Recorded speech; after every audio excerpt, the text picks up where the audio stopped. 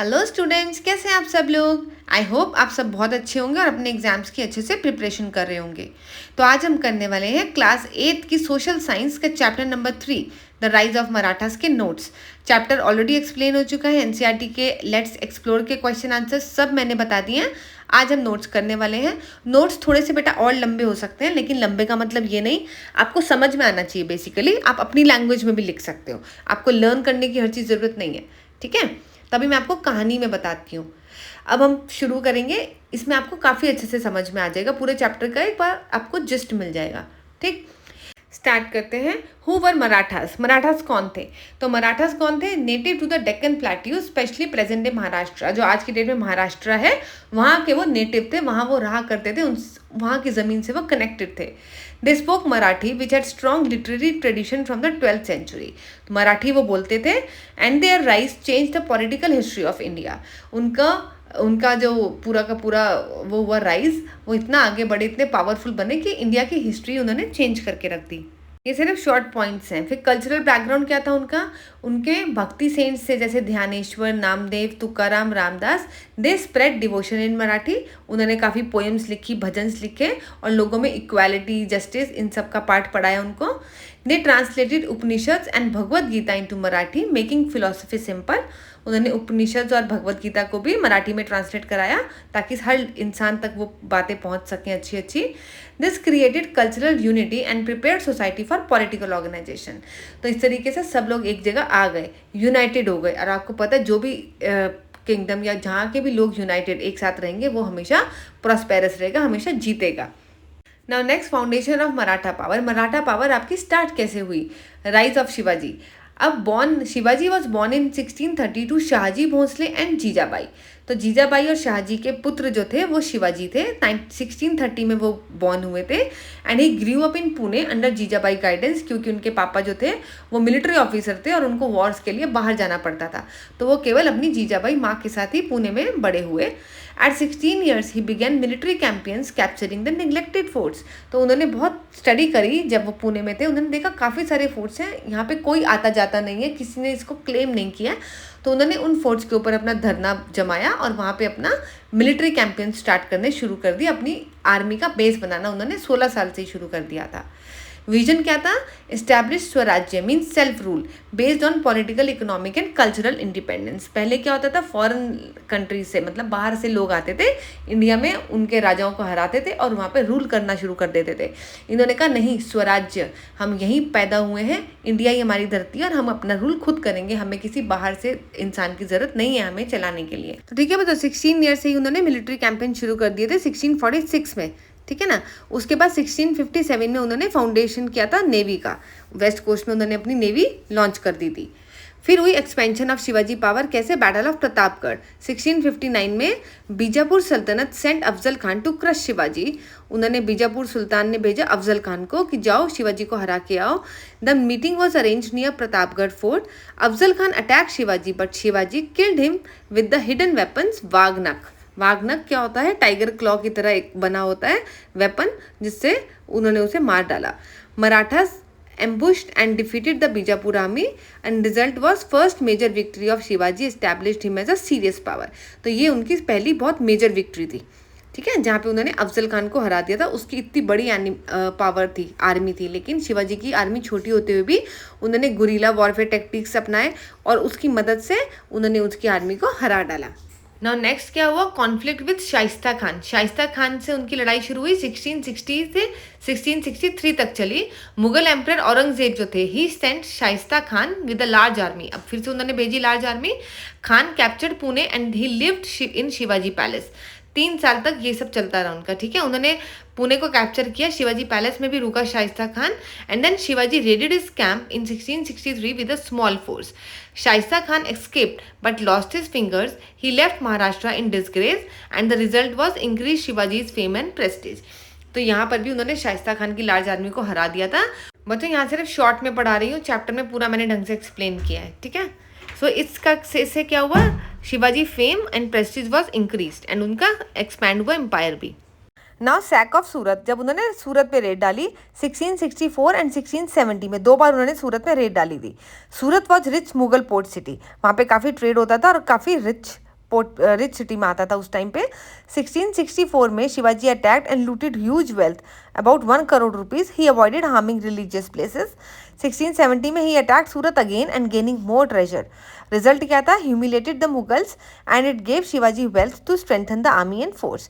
तो मुगल्स एकदम से परेशान हो गए थे कि भैया हमारे एरिया में आके 2-2 बार रेड मार के चला गया और इतने पैसे भी ले गए उन्होंने। और लेकिन इससे फ़ायदा क्या हुआ शिवाजी को? शिवाजी को बहुत सारी वेल्थ मिली और उन्होंने अपनी आर्मी को और स्ट्रांग बनाया। तो ये सूरत की लड़ाई हो गई उनकी, सूरत की रेड हो गई। अब ट्रीटी ऑफ पुरंदर 1665 में साइन हुई थी। बेटा ये ना शॉर्ट में इसलिए बता रही हूँ, आपको सारे ईयर्स याद रहेंगे और आपको याद रहेगा कौन सी वॉर, कौन सी बैटल कब हुई थी। औरंगजेब सेंट जय Singh of amber against Shivaji. अब औरंगजेब ने फिर से जय सिंह को भेजा, जाओ शिवाजी को हरा के आओ। जय सिंह कौन थे? वो भी एक राजपूत थे। शिवाजी को समझ में आ गया कि इनकी आर्मी जो है बहुत बड़ी और इस टाइम पे मैं उनसे तरीके से नहीं लड़ सकता, तो उन्होंने सरेंडर किया 23 forts and half of his territory. He only kept 12 forts. ठीक है, उन्होंने जहाँ पे शिवाजी को लगता था यहाँ लड़ना है वो लड़ते थे, जहाँ उन्हें लगता था चुप रहना है वो चुप रहते थे। Then his son Sambha ji had to serve the Mughals. इतना कुछ हुआ था इस ट्रीटी में। उनका जो बेटा था सांबाजी, उसको मुगल्स को सर्व करना पड़ा। Shivaji personally went to Aurangzeb court at Agra 1666 में। वहाँ उन्हें बहुत ह्यूमिलिएट किया गया, इंसल्ट किया गया। He was insulted and put under house arrest but he escaped in the fruit basket. तो उनको वहाँ पे हाउस अरेस्ट कर दिया कि अब आप यहीं रहोगे, बाहर नहीं जाओगे। लेकिन फिर भी Shivaji somehow managed and fruit baskets के अंदर जाके वो भाग गए थे। कैसे? शिवाजी ना गिफ्ट्स दिया करते थे, वो हाउस उन्होंने प्लान तभी बना लिया था। वो गिफ्ट्स देते थे, वहीं के जो लोग थे सैनिक वगैरह थे, बड़े बड़े बास्केट्स में फ्रूट्स देते थे, गिफ्ट्स पैक करके देते थे। तो शुरू में तो वो लोग चेक करते थे कि इन बास्केट्स में है क्या, और लेकिन बाद में उन्हें लगा अरे शिवाजी तो गिफ्ट्स देते ही रहते हैं तो फ्रूट्स ही होंगे, उन्होंने देखने बंद कर दिए। तो ऐसे ही मौका पाके शिवाजी चुपचाप फ्रूट बास्केट में बैठे और वहाँ से भाग गए। तो इसका रिजल्ट क्या हुआ? There was temporary setback but Shivaji regain lost forts within few years. तो ये शिवाजी के लिए टेम्परेरी सेटबैक था, उनको थोड़ा नुकसान हुआ लेकिन फिर भी उन्होंने दोबारा अपनी पावर रिगेन कर ली। नाउ कोरोनेशन एंड राज्याभिषेका 1674 में। Rajyabhisheka Shaka. Shivaji was crowned as Chhatrapati at Raigad with full Vedic rituals. पूरे वैदिक मंत्रोच्चारण के साथ उनको छत्रपति बनाया गया, उनको वहाँ का क्राउन पहनाया गया, राजा घोषित किया गया। Started a new era called Rajyabhisheka Shaka to assert independence. तो वहाँ से एक नया एरा स्टार्ट हो गया राज्याभिषेका शाका के नाम जिसको बोला जाता है, और वहाँ वो अपनी इंडिपेंडेंस सेलिब्रेट कर रहे थे। अब वो इंडिपेंडेंटली रूल कर रहे थे, कोई बाहर की पावर आके उन्हें नहीं कुछ बताती। Symbolise sovereignty, cultural revival and swarajya. इसके अंदर सोवर्निटी थी, मतलब कोई भी एक्सटर्नल इंटरफेरेंस नहीं था किसी का। अपने कल्चर को उन्होंने काफ़ी रिवाइव किया, अपनी जो संस्कृति थी उसको बढ़ावा दिया। एंड स्वराज्य मीन सेल्फ रूल भी उन्होंने यहाँ पे लगा दिया। नौ दक्षिणा दिग्विजय 1677 में वो दक्षिण की तरफ निकल पड़े। Shivaji expanded into the northern Tamil Nadu and parts of Karnataka. वहाँ पे जाके इन्होंने इन्वेट किया और जीते। He strengthen southern frontier against Mughals. तो मुगल्स के अगेंस्ट उन्होंने वहाँ पे भी अपनी धाक जमाई। देन 1680 में Shivaji was died. Shivaji died at the age of 50 due to fever. उनको इलनेस हो गई थी, फीवर, जिसकी वजह से वो मर गए। Remembered as a master strategist and visionary. So he is always remembered as strategist and a visionary. मतलब वो काफ़ी स्ट्रेटेजी, काफ़ी इंटेलिजेंटली अपना मूव खेलते थे जिससे कि सामने वाला बच ही ना पाए। And he was quite visionary. वो पहले का ही देख लेते थे कि किस तरीके से उन्हें अपने प्लानिंग करनी है। अब शिवाजी तब चले गए तो उसके बाद उनके दो बेटे थे, सांभाजी एंड राजाराम, जो कि गद्दी पे बैठे। सबसे पहले आए सांभाजी। 1681 से 1689 तक उन्होंने राज किया। He fought bravely against the Mughals. He was captured by Aurangzeb in 1689 and then executed brutally. 1689 में औरंगजेब ने उन्हें पकड़ लिया और उनको मार दिया। फिर Raigarh, the Maratha capital, was also captured. उस टाइम पे रायगढ़ भी कैप्चर हो गई थी। फिर राजाराम आए जिन्होंने 1689 से 1700 तक वहाँ पर राज किया। He shifted his base to Gingee fort in Tamil Nadu. अब उनकी कैपिटल पहले रायगढ़ थी, नाउ चेंज होकर वो कहाँ चले गए? जिंजी फोर्ट में। Continued resistance in the south. उनको कंटिन्यूड वहाँ पे प्रॉब्लम आती रही। After his death the widow Tarabai led the struggle. और जब राजाराम चले गए तो उसके बाद उनकी वाइफ जो थी ताराबाई, वो आ गई पिक्चर में और उन्होंने खेलना शुरू किया, उन्होंने लड़ाइयाँ लड़नी शुरू करी। तो she was also very brave lady. तो इसी बीच बच्चों औरंगजेब जो था वो कंटिन्यूसली ट्राई कर रहा था कि वो मराठास को हरा पाए। तो Aurangzeb spend 25 years in the Deccan but he fail to defeat Marathas. वो कभी भी मराठास को हरा नहीं पाया। फिर ultimately Aurangzeb died in 1707 and Mughals were weaken permanently. Aurangzeb के बाद मुगल्स जो थे वो काफ़ी वीक हो गए थे। अब बच्चों इसके बाद आता है हमारा राइज ऑफ पेशवाज। अब छत्रपति शिवाजी तो चले गए, इसके बाद जो पावर थी it was shifted from Chhatrapati to Peshwas, जिसको प्राइम मिनिस्टर्स कहा जाता था। पहले क्या था, सिंगल राजा के पास पावर थी, कुछ ही लोग थे जो कि डिसाइड किया करते थे पॉलिटिकल मैटर्स को। लेकिन अब क्या हुआ, अब जो पावर थी वो डिवाइड हो गई लार्ज ग्रुप ऑफ पीपल में, और वहाँ पे प्राइम मिनिस्टर हर जगह का अलग अलग उन्होंने मिनिस्टर्स बना दिए, जिससे कि काफ़ी सारे लोग इन्वॉल्व हो गए अब डिसीजन मेकिंग में। तो पेशवास का मतलब है यहाँ पे प्राइम मिनिस्टर। बाजीराव फर्स्ट आए 1720 से 1740 तक। He expanded Maratha power across the central and north India. उन्होंने पूरी पावर एक्सपैंड करी आपका सेंट्रल और नॉर्थ इंडिया में। उसके बाद आए आपके Nana Saheb Peshwa, Madhav Rao one. He continued they continued expansion. Then Marathas control Delhi by 1754, making them the largest power in India. अब दिल्ली को भी उन्होंने 1754 में कंट्रोल करना शुरू कर दिया, एंड अब वो काफ़ी बड़ी पावर बन चुके थे। फिर क्या हुआ, major war of the Maratha कौन कौन सी थी? बैटल ऑफ पानीपत हुई जो कि 1761 में हुई। मराठास फॉट अहमद शाह अब्दाली जो कि अफगान रूलर थे। Then Marathas were defeated due to lack of unity and strategies. इस टाइम तक मराठास में भी काफ़ी डिस्प्यूट्स होने शुरू हुए। There was huge loss of life, temporary decline of the Maratha power. यहाँ पे टेम्प्रेरी मराठा पावर का डिक्लाइन होना शुरू हो गया था। फिर रिकवरी कैसे हुई? Under Madhavrao one and Mahaji Shinde Marathas recovered and even recapture Delhi in 1771। तो उन्होंने दोबारा दिल्ली रिकवर होकर दोबारा अपने आप की स्ट्रेंथ गेन करके फिर से 1771 पे दिल्ली पे राज करना शुरू कर दिया। नेक्स्ट हमारा आता है Anglo Maratha Wars. Anglo Maratha Wars मतलब जब मराठा की वॉर हुई थी ब्रिटिशर्स के साथ। तो फर्स्ट एंग्लो मराठा 3 बार वॉर हुआ, ठीक है। उसके बाद ब्रिटिशर्स मराठास पे पूरा कब्जा पाए, ठीक है ना। So first Anglo Maratha war was in 1775 to 1782। Marathas defeated the British. इसके अंदर मराठास ने ब्रिटिश को हरा दिया। सेकेंड एंग्लो मराठा वॉर हुई आपकी 1803 से 1805 तक। British gain territories. और जो थर्ड एंग्लो मराठा वॉर हुई जो 1817 में हुई थी, इसमें British defeated the Marathas, their power ended. यहाँ पर मराठास जो थे उनका डिक्लाइन हो गया था, अब उनकी जो पावर थी वो खत्म हो चुकी थी, अब ब्रिटिशर्स का रूल चलना शुरू हो गया। तो आप ईयर से इंपॉर्टेंट है वो ज़रूर कर लेना। अब हम आगे चैप्टर में चलते हैं अबाउट द मराठास एडमिनिस्ट्रेशन। जब तक मराठास से उनका एडमिनिस्ट्रेशन कहता था किस तरीके से वो रूल करते थे, उनके अंडर जो प्रजा थी वो सब किस तरीके से रहती थी। सो शिवाजी का सबसे पहले पढ़ेंगे administration. He abolished hereditary post paid officials with salary. तो उन्होंने हेरिडिटरी पोस्ट हटा दी कि जिसका बाप मंत्री है फिर उसका बेटा मंत्री बनेगा, ऐसा कुछ नहीं होगा। अब जो काबिल इंसान होगा वही बनेगा और उसको सैलरी दी जाती थी। अष्ट प्रधान मंडल था उनके पास, काउंसिल ऑफ 8 मिनिस्टर्स। तो 8 मिनिस्टर्स का काउंसिल था जो उनको शिवाजी को हेल्प करता था। अलग अलग डिपार्टमेंट के अलग अलग मिनिस्टर्स थे उनके पास, मतलब अलग अलग लोग थे, तो उसे अष्ट प्रधान मंडल कहते थे। अष्ट मतलब 8। फिर they gave pension to the widows of the soldiers. जो आपके शहीद हो जाते थे वॉर में, उनकी जो पत्नी होती थी उसको फिर वो पेंशन भी देते थे। रेवेन्यू सिस्टम क्या था? टैक्सेस लाइक चौथ जो कि 25% था, एंड सरदेश मुखी जो कि एडिशनल 10% टैक्स लगाया जाता था आपके चौथ के ऊपर। तो ये टैक्सेस वो कलेक्ट करते थे कहाँ से?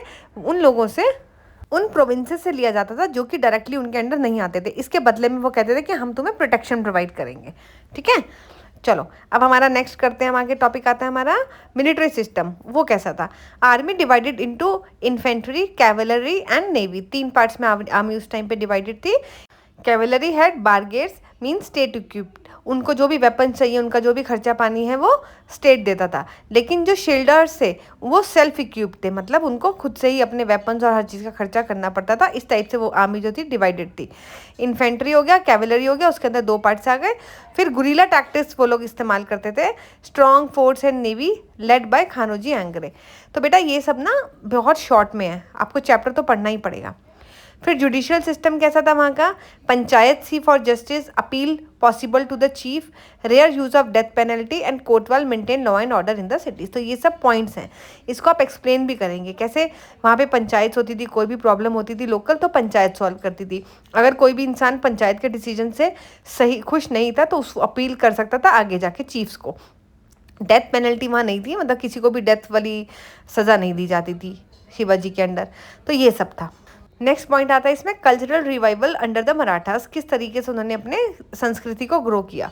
Shivaji promoted Sanskrit and Marathi, reduce Persian influence, तो उन्होंने काफ़ी पर्शियन इन्फ्लुएंस हटा दिया था। उन्होंने एक डिक्शनरी भी बनवाई थी जिसके अंदर पर्शियन के जो वर्ड्स थे उसका मतलब लिखा हुआ था मराठी एंड संस्कृत में, ताकि वो उस पर्शियन लैंग्वेज को हटवा के अपनी मराठी लैंग्वेज उसमें इस्तेमाल करें। दे कमीशन राज्य व्यवहारा कोश डिक्शनरी, ये उस डिक्शनरी का नाम था। Then royal seal in Sanskrit, जो उनकी रॉयल सील थी, जो उनके सिक्के थे उस पर भी संस्कृत में ही था। Then rebuild temple respected all religion, he rebuild many temple जो कि मुगल्स ने डिस्ट्रॉय कर दिए थे उसको, फिर उन्होंने वैसे भी सब रिलीजन्स को वो रिस्पेक्ट करते थे। He encourage literature arts and traditions. Then Thanjavur Marathas, they patronize Carnatic music, Bharatanatyam, literature and medicine. उन्होंने किस चीज़ को पैट्रोनाइज किया, वहाँ पे भरतनाट्यम भी उन्हीं के अंडर ग्रो किया काफ़ी। Ahilyabai Holkar rebuild Kashi Vishwanath and Somnath temple, promoted Maheshwar weaving. तो अहिल्याबाई होलकर जो थे उन्होंने भी क्या किया, आपका काशी विश्वनाथ टेम्पल था, सोमनाथ टेम्पल था, उसको दोबारा से बनवाया, और महेश्वर वीविंग एक साड़ी होती थी वहाँ पर्टिकुलर, उसको भी बहुत प्रमोट किया, उसकी वीविंग को। देखो इन नोट से क्या होगा ना, आपका चैप्टर जो होगा शॉर्ट में पूरा रिवाइज हो जाएगा। फिर लेगेसी ऑफ द मराठास, ये कैसा था, challenge Mughal dominance, built India largest empire before the British. तो यही पहले थे जिन्होंने मुगल एम्पायर बहुत बड़ा था उस टाइम पे, तो यही सबसे पहले थे जिन्होंने उसे चैलेंज किया कि हम कोई और भी है तुम्हारे अलावा, और उन्होंने उनको डिफीट किया और इंडिया की लार्जेस्ट एम्पायर बना before the Britishers. Inspired swarajya mean self rule and cultural pride. Then protected tradition and promoted Marathi identity, उन्होंने ट्रेडिशन वगैरह सब प्रोटेक्ट किया और मराठी आइडेंटिटी भी प्रमोट करी। Then finally defeated by the British but left a legacy that inspired later freedom movements. तो उन्होंने एक बीज स्वतंत्रता के लिए ऑलरेडी डाल दिया था, क्योंकि उन्होंने इंडियंस को बताया कि स्वराज्य होना चाहिए, सेल्फ रूल होना चाहिए। तो बच्चों ये तो इन शॉर्ट पूरा चैप्टर हो गया। पॉइंट्स जिसको लर्न हो जाएंगे ना वो एक्सप्लेन तो खुद ही कर सकता है, समझ रहे हो। हिस्ट्री में आपको पॉइंट्स लर्न होने चाहिए मेन, एक्सप्लेन आप उसको खुद अपने वर्ड्स में कर सकते हो अगर आपको कहानी मालूम है। अब मैं आपको एक बार सारे ईयर्स रिवाइज करा देती हूँ, इंपॉर्टेंट। देखो 1630 में क्या था, बर्थ ऑफ शिवाजी, शिवाजी का जन्म हुआ। He was born in Bhonsle family to Shahji and Jijabai. Then 1646 में beginning of Shivaji's rule, 16 years में ही उन्होंने शुरू कर दिया था। एज अ टीनेजर ही started capturing forts around Pune and laying the foundation of swarajya, तभी से पता था उन्हें। फिर 1657 में ही found the Maratha navy. Shivaji realise the importance of controlling the coast line and created India's first organise navy. तो ये ईयर्स के अकॉर्डिंग आपको याद रहेगा ना, चैप्टर टिप्स पे हो जाएगा आपकी। नेक्स्ट 1666 में imprisonment and escape from Agra, Aurangzeb kept him under the house arrest in Agra but Shivaji made a escape during in the fruit baskets, ठीक है। 1666 में ये हुआ था। फिर 1674 में कोरोनेशन एट रायगढ़, उनको क्राउन पहनाया गया। He was crowned as Chhatrapati Shivaji Maharaj, formally establishing the Maratha empire. 1674 में उनका ये हुआ था, ठीक, कोरोनेशन। फिर 1677 में दक्षिण दिग्विजय, सदर्न कॉन्क्वेस्ट, मतलब साउथ में वो गए थे, वहाँ पे उन्होंने कॉन्क्वेस्ट किया। He expanded Maratha influence into the Karnataka and Tamil Nadu, तो वहाँ पे जाके उन्होंने कर्नाटका तमिलनाडु वहाँ पे अपना मराठा एम्पायर बनाया, ठीक। नाउ 1680 में डेथ ऑफ शिवाजी हो गया। He passed away at the age of 50 but by then he had built a strong foundation for the Marathas. Already Marathas काफ़ी राइज कर चुके थे तब तक। फिर 1682 से 1707 तक मुगल मराठा वॉर्स होती रही। After his death the Maratha fought Aurangzeb for decades, ultimately surviving his mind. और उसके बाद भी काफ़ी टाइम तक ना औरंगजेब के साथ, मुगल्स के साथ उनकी वॉर्स चलती रही, फिर भी मराठास ने डटकर सामना किया। फिर आपका 1754 में क्या हुआ, beginning of Maratha control over Delhi, Delhi में उन्होंने कंट्रोल किया। The Marathas became protectors of the Mughal emperor and control north India, उन्होंने वहाँ पे रह के नॉर्थ इंडिया को कंट्रोल किया। फिर 1761 में बैटल ऑफ पानीपत हुई। The Marathas were defeated by Ahmad Shah Abdali an Afghan ruler. This was huge setback but they recovered later. Battle of Panipat में ऑल्दो वो हार गए थे बट स्टिल उन्होंने बाद में रिकवर करके खूब लड़ाइयाँ और आगे भी लड़ी। फिर 1775 से 1782 तक फर्स्ट एंग्लो मराठा वॉर हुई आपकी। The Maratha defeated the British showing that they were still a powerful force, ठीक। फिर 1818 में थर्ड एंग्लो मराठा वॉर हुआ। This war ended with the British victory. The Maratha lost their independence and their empire came to an end. तो आपको ये भी याद रखना 1818 तक मराठा का एंड हो चुका था। अब हम एक बार इंपॉर्टेंट वॉर्स देख लेते हैं। पहली आई हमारी शिवाजी वेस्ट बीजापुर सल्तनत। So Shivaji growing power worried the Bijapur सल्तनत, उनको लगा हो ये तो बहुत ग्रो कर रहे हैं कहीं हमें ना क्रश कर दे। So they sent their experience general Afzal Khan with large army to crush him, उन्होंने भेजा अफजल खान को बहुत बड़ी आर्मी के साथ। Afzal Khan tried to scare Shivaji by insulting Hindu gods and destroying temples to provoke him, उसने पूरी तैयारी करी, पूरा कोशिश किया कि शिवाजी प्रोवोक हो जाए, लेकिन शिवाजी ने एकदम शांत दिमाग से उसकी स्ट्रैटेजी बना के उसको मारा। फिर उन्होंने एक मीटिंग सेट करी प्रतापगढ़ फोर्ट पे। तो उस मीटिंग में क्या हुआ, Afzal Khan invited Shivaji to private meeting on the foot hills of the Pratapgarh fort. The deal was that both the leader would come almost unarmed each with only few guards, ठीक है, कोई वेपन्स लेके नहीं जाना था, खाली गार्ड्स पहन सकते थे। Shivaji knowing Afzal Khan cunning nature wore hidden armour under his clothes and carried 2 secret weapon. तो शिवाजी ने दिमाग लगाया, उन्हें पता था कि अफजल खान जरूर कुछ गलत करने वाला है, तो उन्होंने छुपा लिया, छोटे मोटे अपना एक वाघ नख छुपाया था और हिडन आर्मर छुपाए थे under his clothes. A small dagger था, देन द वाघ नख जिसे कहते हैं आप tiger claw, a sharp weapon worn on the fingers, fingers पे पहनते थे उसको। When they met, Afzal Khan suddenly try to grab and kill Shivaji. तो जब वो मिले तो अफजल खान ने मौका पाते ही उन्हें ग्रैब कर लिया, लेकिन शिवाजी भी एकदम तैयार थे। He immediately stuck back using the waghnakh and dagger, fatally wounded Afzal Khan, और वहीं पे अफजल खान को एंड हो गया। फिर जो उसकी आर्मी थी उसके ऊपर भी उन्होंने अटैक किया, गुरिल्ला वॉर टैक्टिक फिर अपना के, क्योंकि शिवाजी की आर्मी जो थी वो भी फॉरेस्ट में इधर उधर छुपी हुई थी। So at the same time Maratha forces who were hiding in the surrounding forest and hills launch sudden attack on the Bijapur army. तो इस तरीके से अफजल खान मर गए और जो आपके मराठास थे वो जीत गए। The Bijapur army was completely defeated by Shivaji guerrilla tactics. The victory gave Shivaji great prestige and establish him as a serious political and military power in the Deccan.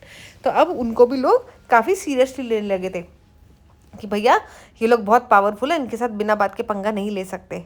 चलो नेक्स्ट हमारी आई शिवाजी वेस्ट शाइस्ता खान। अब यहाँ पे क्या हुआ, after Shivaji rise the Mughal emperor Aurangzeb wanted to crush him. अभी भी औरंगजेब ने सोचा कि नहीं नहीं तो कुछ करना पड़ेगा। So in 1660 he sent Shaista Khan one of his most trusted generals with a huge army to Maharashtra. तो उन्होंने कहा जाओ शिवाजी को क्रश करके आओ। 1660 में उन्होंने शाइस्ता खान को बहुत बड़ी आर्मी के साथ भेज दिया। Shaista Khan occupied Pune Shivaji home region and even lived in the Shivaji palace. तो शाइस्ता खान ने क्या किया, वहाँ आया और 3 साल तक ये सब काम चलता रहा। शिवाजी के होम रीजन पे गया, पुणे में को भी कैप्चर किया वहाँ पे, और उनके पैलेस में भी रुका Shaista Khan. The 3-year struggle, for about 3 years, Shaista Khan and the Mughal attack Maratha territories. तो वो लोग लगातार 3 साल तक अटैक करते रहे। The Mughal were stronger in number and resources, so Shivaji mostly avoided direct large battle. तो शिवाजी को पता था इनके पास आर्मी बहुत बड़ी बड़ी है, रिसोर्सेज भी बहुत ज़्यादा है, हम लोगों से वेपन्स वगैरह ज़्यादा है, तो हम इनसे डायरेक्टली जो है बैटल नहीं कर सकते। तो उनकी वैसे भी तुम्हें पता टेक्टिक्स क्या थी, guerrilla warfare tactic. Instead he use guerrilla warfare, quick surprise attacks and retreat into forest and forts. और वो फॉरेस्ट एंड फोर्ट्स में ही अपनी आर्मी का वहाँ पे उन्होंने रखा हुआ था, सब इंतज़ाम किया था। फिर अब क्या किया उन्होंने, 1663 में नाइट को अटैक किया जाके to end Shaista Khan's dominance. Shivaji planned a daring rapid with only a few trusted soldiers. He secretly entered Pune at night, disguised as wedding guest. Shivaji men got past Mughal guards. They attacked Shaista Khan inside the residence. Shaista Khan managed to escape but lost few fingers in the fight. तो अब हुआ क्या, उन्होंने चुपचाप एक surgical strike कर ली, कुछ लोग लेकर गए और उसके रेजिडेंस पे जाके रेड करी, उन्हें वहाँ से मार भगाया, लेकिन स्टिल जो आपका शाइस्ता खान था वो भागने में कामयाब हो गया, ऑल्दो उसकी कुछ फिंगर्स जो थी वो कट गई। तो इस लड़ाई का परिणाम क्या निकला, this raid shock the Mughal army who felt unsafe even in their own camp. Shaista Khan quickly left Pune and return to the Mughal court in disgrace. Shaista Khan ने तुरंत पुणे छोड़ा और अपने कोर्ट में वापस चला गया और उसकी बहुत बेइज्जती भी हुई वहाँ पर। नेक्स्ट आया हमारा सूरत अटैक। अब बैकग्राउंड क्या थी सूरत अटैक की, 1664 में किया था। After Shivaji successful night raid at Pune, Shaista Khan was humiliated and left Maharashtra. वो वहाँ से जाके महाराष्ट्र छोड़कर चला गया था। Aurangzeb was furious but Shivaji saw an opportunity to weaken the Mughals further. लेकिन अब औरंगजेब तो यहाँ पे और भी बहुत गुस्से में बैठा था कि कर कैसे दिया ऐसा शिवाजी ने, लेकिन शिवाजी ने देखा कि अभी मुगल्स को हम और कमर तोड़ सकते हैं इनकी। तो उन्होंने क्या किया, ही चोज सूरत। सूरत क्यों चूज़ किया उन्होंने शिवाजी ने, क्योंकि वो उस टाइम पे बहुत रिचेस्ट पोर्ट था, वहाँ पे उनका मुगल्स का ज़्यादातर ट्रेड होता था। तो उन्होंने कहा वहीं ख़त्म कर दूंगा सब, तो ये काफ़ी वीक हो जाएंगे Mughals. He choose Surat, one of the richest port cities of the Mughal empire, located in present day Gujarat. आज की डेट में गुजरात है। Surat was a hub trade with Arabs, Persian and Europeans. The city was full of merchant and treasure. तो city में बहुत सारे trade करने के लिए बाहर बाहर से आए हुए थे, सौदागर टाइप, एंड उसके अंदर बहुत ट्रेजर था। उस सिटी में बहुत पैसा बहुत था। रिचेस्ट सिटी थी वो सूरत मुगल्स के लिए। तो January 1664 Shivaji march suddenly toward the Surat with a strong force. The Mughal governor of Surat was unprepared and he fled. तो भाग गया वो वहाँ से। Shivaji army plundered the city for about 4 days। 4 दिन तक वो वहाँ पे लड़ाइयाँ कराते रहे, तबाही मचाते रहे सिटी की। They seize enormous wealth estimated at nearly 1 crore rupees, a huge sum at that time. और वहाँ से उन्होंने काफ़ी पैसा कलेक्ट कर लिया, अराउंड 1 crore रुपी।